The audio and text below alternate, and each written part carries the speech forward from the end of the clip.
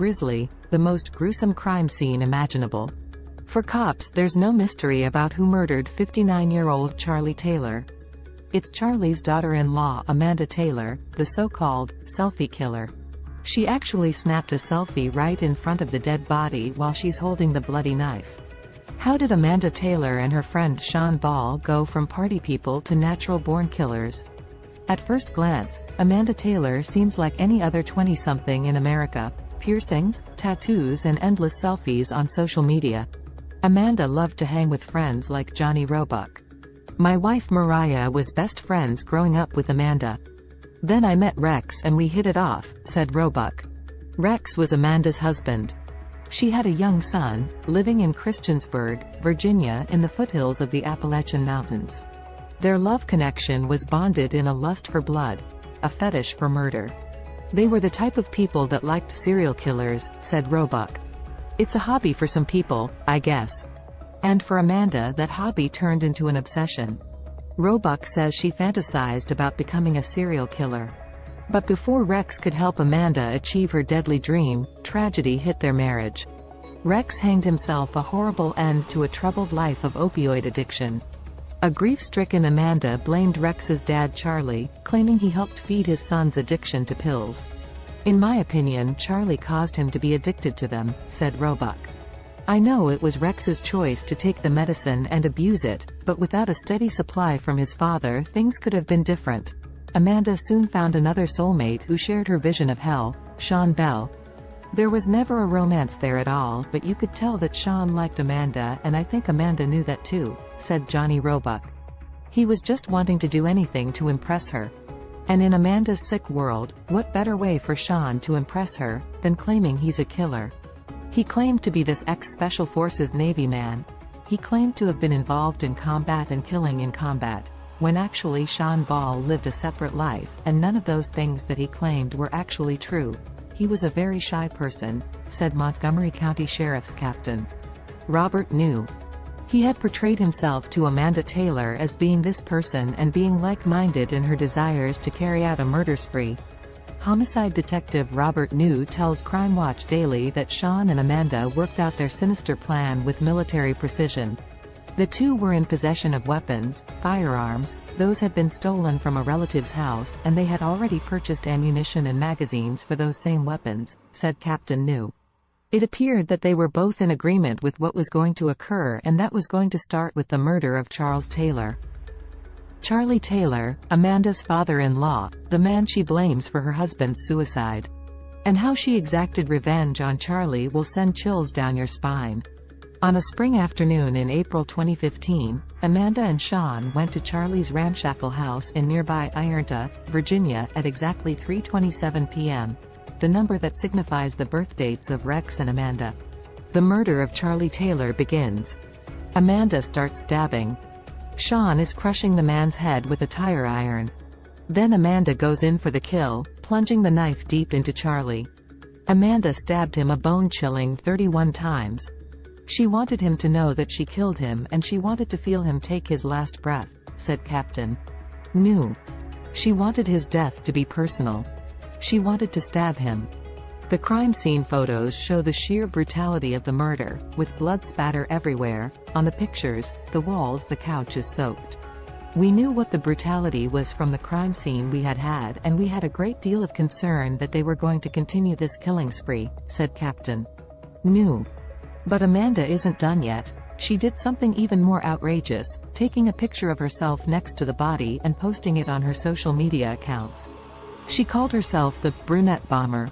As she posed in front of Charlie's lifeless body, the knife still dripping blood. A brazen Amanda asked a crime writer we'll call Natasha to post her selfie on her blog. We're keeping her identity secret for her own protection. When I saw that selfie and the smirk on her face, I just felt sick to my stomach, said Natasha. She looked so proud of what she had done, and I just couldn't believe it. Natasha refused to post the picture, and immediately called the cops. This was life or death, and she's saying that she's gonna kill more innocent people, said Natasha. Something inside me just snapped, and I felt like if I could talk her down, if I could save one life, like it will be worth it, it will be worth it. Amanda and Sean take the scenic route for their getaway. driving down the Blue Ridge Parkway from Virginia toward North Carolina. While on the lam, Amanda snaps a photo of a silver revolver in her lap. The Instagram posting reads more like a suicide note. "Alright. It's about that time. I'm going to go find my husband in hell and finally be at peace. The selfie killer just tasted blood, and Amanda Taylor wants more." Amanda, the mother of a little boy, seemed almost suicidal after killing Charlie Taylor. But now she's gone into murder mode. Amanda and accomplice Sean Ball are on the run, and pursuing their next victim. After the murder they obtained money, they obtained fuel, and they left the area and went to Tennessee, said Captain Robert New. Surveillance video from gas stations along the way helped cops follow the trail. At a sporting goods store, they load up on ammunition. Then they stop at a Fleabag motel in Tennessee and spend the night. At that point Amanda was ready to start this killing spree, but Sean began to have second thoughts. He started to try to talk to her about maybe just going on the run, to hiding out, laying low, said Captain New. She wanted to fulfill this desire, and the next day they left to go do that. At a rest stop on the Blue Ridge Parkway, Amanda spots two young college-age girls who she thinks could be her next victims. So she told Sean that she was gonna bring these two girls over and he was gonna kill them, that they needed their money and he was gonna do this, so she got out to bring these two girls to their vehicle so that he could shoot them, said New. As she brings them over there, Sean refuses to do it. Amanda becomes furious with Sean.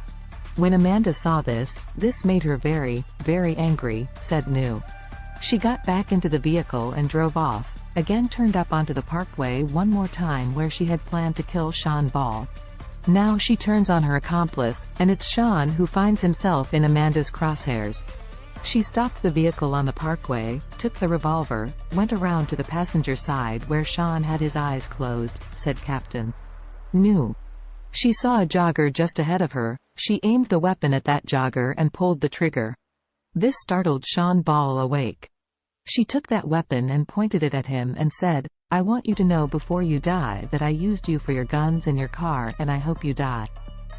Then she pulled the trigger, shooting Sean Ball in the face. Amanda leaves Sean for dead on the side of the road. She callously snaps a picture of his face. And now she is all alone.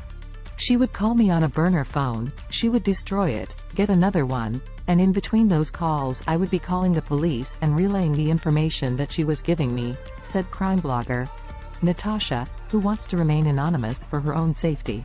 Cops finally spot Amanda driving in North Carolina. She makes a final call to Natasha asking for advice. "I was on the phone with Amanda Taylor when she got arrested," said Natasha. "The police are closing in on her and I was trying to talk her down, because she wanted to go out shooting." Natasha talked her out of it and records audio of the bust. Police pulled Amanda out of the car and slapped the handcuffs on her. In her mugshot she looks smug, almost like she is proud about what she did. "I spoke to her about 4 or 5 hours after she was arrested, and she was excited to see me," said Captain New. In the interrogation room, Amanda acts like she hasn't a care in the world, sipping a soft drink and playing with her hair before Captain Robert New and another detective come in. Amanda waives her right to remain silent and admits everything. Then Amanda learns that her accomplice Sean Ball isn't dead. The bullet passed right through his jaw, causing him to pass out from the pain, but leaving no lingering effects. Then, in a chilling revelation, Amanda says she wants the death chamber. "Do you get to choose?" "I would rather just take the death penalty," Amanda says in the recorded interrogation. "I kill people, I deserve to die too. It's better if I just go. That would be best for my children, if I could just get the death penalty and go." But in a stunning reversal, Amanda pleads not guilty and stands trial. She did this for attention, and by pleading not guilty she got the ability to have this case told, said Captain New. It took the jury only 30 minutes to convict Amanda Taylor, guilty of first-degree murder. She's sentenced to life in prison. The judge called her evil personified. Sean Ball copped a plea deal, agreeing to plead guilty in exchange for a 60-year sentence, suspended after 41 years. He spoke to Crime Watch Daily from prison. "The thing I guess I can't emphasize enough is the remorse that I have for it. Like the guilt that I live with every day of this happening in my life. Ball told Crime Watch Daily. But this twisted tale isn't over yet, far from it. Amanda Taylor will never get out of prison alive, it's overkill, but I was just free, Amanda Taylor told Crime Watch Daily from behind bars. Now hear the knife-wielding killer in her own chilling words, in a Crime Watch Daily exclusive. Amanda speaks to us on the phone from behind bars and explains why she murdered Charlie and might have murdered more. I was very angry.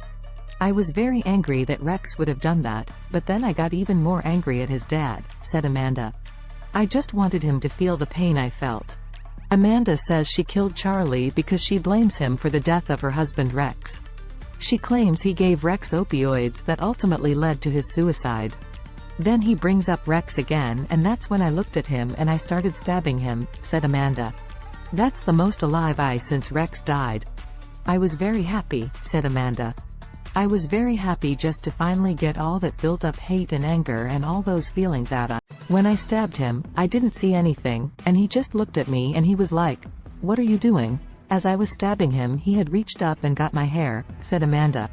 I continued to stab him, but he kept yelling and it made me nervous, so Sean took the crowbar, the tire iron or whatever, and had hit him in the back of the head. Her explanation is sickening. Amanda says she compares the feeling of murder to a happy memory. My first roller coaster ride. Because of all the nerves and the feeling of like freedom. That's how I felt, Amanda said. It was very different than what I had in mind. It's not what you see in the movies. Amanda did something probably unheard of in a murder case. She snapped a selfie holding the murder weapon with Charlie's dead body in the frame. What was she thinking? I was just really excited and I was like, hey, I'm gonna take a picture so I can post it and show everyone. It was just something it made me really happy, said Amanda. Why did Amanda shoot her accomplice Sean Ball while they were on the lam? She claims he was taking drugs, and that's why she pulled the trigger on him. I shot him for that because I was hurt and I wanted him just to stop, like he kept lying and stuff. And that's why I shot him in the throat, said Amanda. I wasn't trying to kill him. I just wanted him to stop. And unbelievably, Amanda complains about how she was arrested. They didn't even give me time to put the car in park, or get my seatbelt off. They yanked it off, they yanked me out, said Amanda. Was Amanda Taylor planning something even more sinister? Something that could have had a ripple effect around the world. Police tell Crime Watch Daily that she reached out on social media to ISIS. They did make a very big deal about it. They acted like I was ready to put a backpack on and go blow something up. No, not yet, said Amanda. And in a shocking revelation, Amanda claims she even communicated online to people claiming to be members of the terrorist group. I had this weird obsession with it for a minute, and I tried to reach out but obviously nothing happened from it, said Amanda. Would she actually have joined the jihad against America? I wasn't trying to join ISIS. I wasn't gonna go blow anything up in the name of you know what I mean. Fortunately that never happened. Thanks to crime blogger, Natasha, and her tips to detectives, and the dogged determination of cops in 3 states, this cold-blooded killer was stopped in her tracks. My priority was to get her into custody so that she could not harm anyone else, said Captain Robert New. I had seen the brutality she was capable of and it was a brutal attack, one of the most brutal attacks I've worked in my entire career.